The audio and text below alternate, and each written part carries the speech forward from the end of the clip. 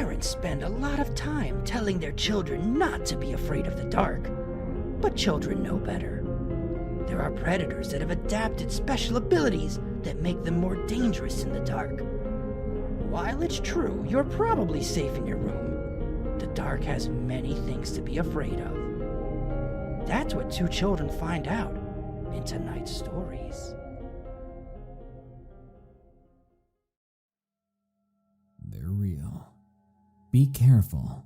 From Saucy Drago. It was August of 2017. My family and I were visiting my home country, Russia. We were going to go visit my grandma at her farm. My grandpa had passed away 2 years before this, and my grandma had gotten better from the incident, but we wanted to see her to bring her some joy in her life.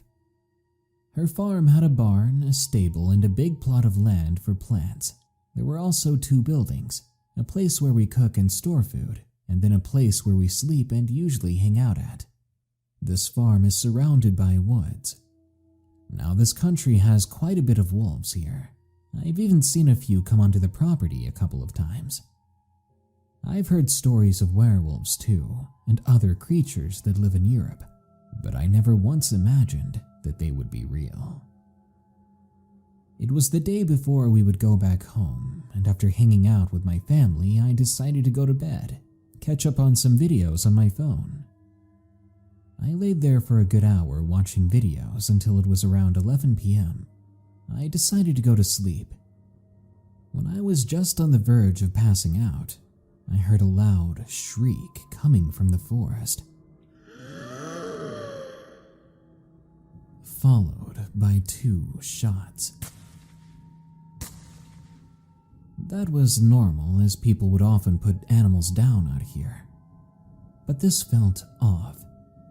I waited until I heard the most disturbing howl erupt in the night's air. I lay there frozen while many thoughts ran through my head.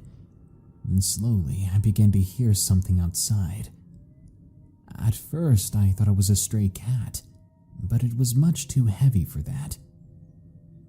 My room has a door with a big glass pane in the middle, so I could see outside. And there I saw it.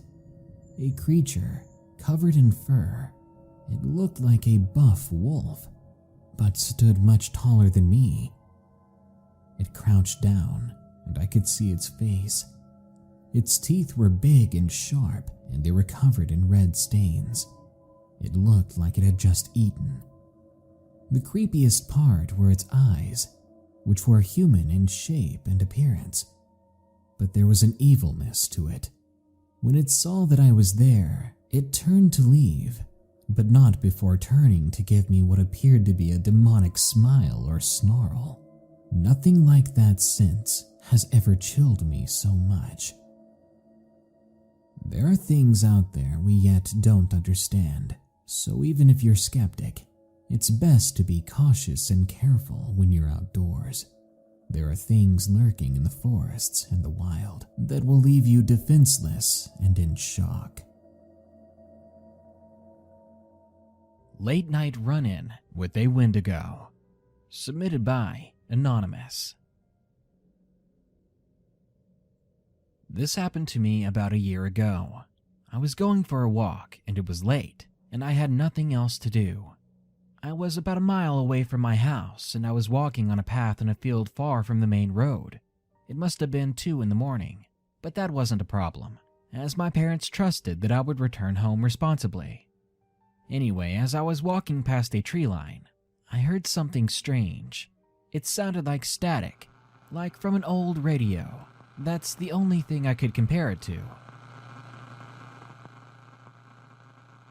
I was rather frightened by this, but I decided to keep walking, when all of a sudden I heard a child's voice. "Help!" I stopped short. I looked at the tree line, frozen, and debating what to do. I then stuck one foot out to where the voice came from. Again, I heard the voice repeating what it had just said. "Help me!" This time, however, I felt a bit uneasy. The voice sounded so much similar to the first time I had heard it, as if someone had just repeated a recording. Also, it had a bit of static sound to it, and I can't explain it exactly. I called out hesitantly, "Hello?" But there was no reply. My voice was shaky from fear, because I did not know what to think of this voice. But then, soon after, it finally spoke again, this time in something that resembled my voice. "Hello?" It sounded like me, but off. It was the same tone, same inflection, except there was the same static noise behind it. It said it again, same exact tone from the first time. I backed up a bit now, terrified after what I just heard. I turned and I began to walk away in a fast pace. That's when I heard a branch snap behind me, and instantly I stopped. I looked back and saw a deer, of all things. It was looking at me from the tree line. I was confused by this. Was it just a deer that I heard? I thought to myself, but I threw this idea away pretty quickly because of how stupid it sounded. There simply wasn't many explanations. But I ignored the deer and I started to walk away again, feeling creeped out, but not as creeped out as before. Maybe I really had just misheard the calls of a deer. So I went on my way again. I walked for not even a minute, and then I heard something behind me once more. I quickly turned to see the same deer standing on the path.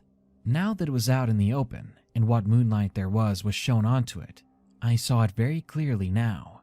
I saw very obviously that whatever this was not a deer.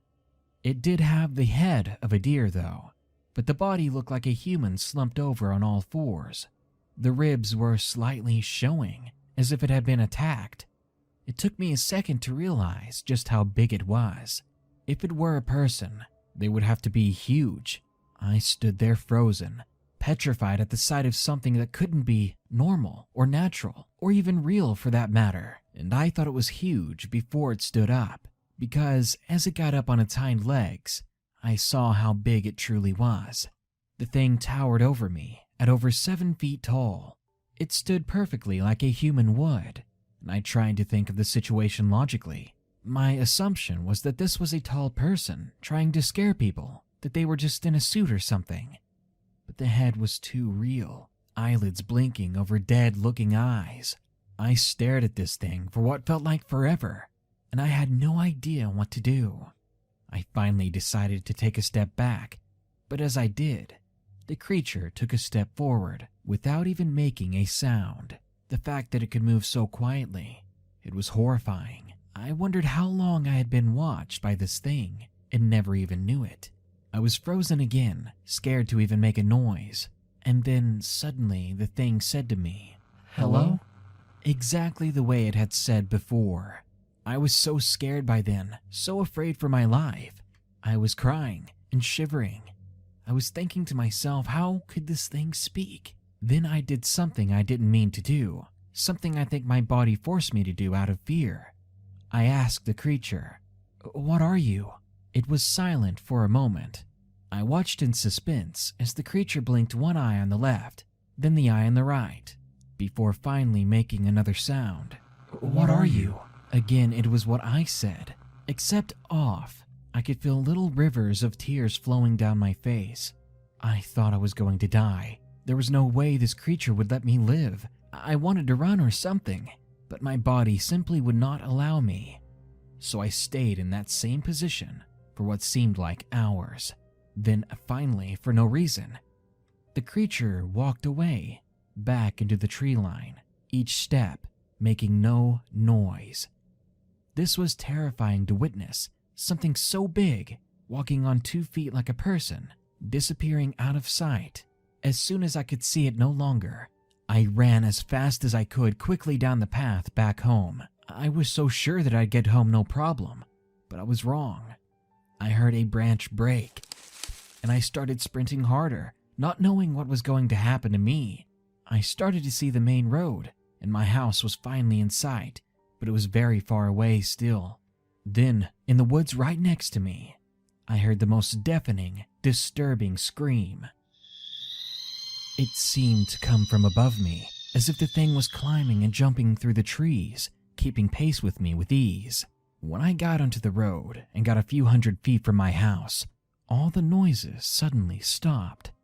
I looked back over my shoulder, and I saw it standing there in the middle of the road, just staring at me, right before I turned to continue running. I heard it loudly say, "Hello," again in my voice. But after that, it never followed me, and thankfully that was the last time I ever saw it, the last time I even heard it, and honestly, I feel lucky to be alive.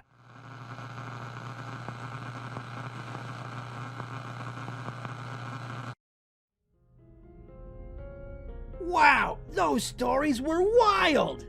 If you want to see more of the wildest and most fun horror animation on YouTube, check out my channel, Super Horror Show. So later on that night, the little girl told her dad what she saw. Well, he grabbed his gun and immediately ran outside.